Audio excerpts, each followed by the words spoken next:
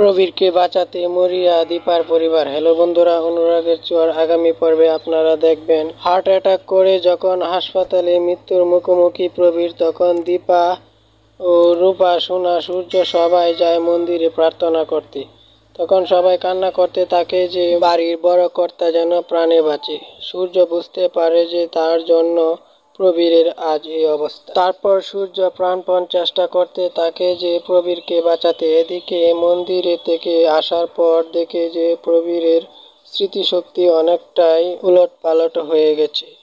আর এদিকে লাবণ্য মনে মনে ভাবছে যে প্রবীর মনে হয় আর বাঁচবে না। সূর্য, দীপাও টেনশনে পড়ে গেল যে প্রবীর মারা গেলে কি হবে সেনগুপ্ত পরিবারের। এবার আগামী এপিসোডে এটা দেখব যে প্রবীরের অসুস্থতায় সূর্য ও দীপাকে এক করে দিবে নাকি প্রবীর মারা যাবে।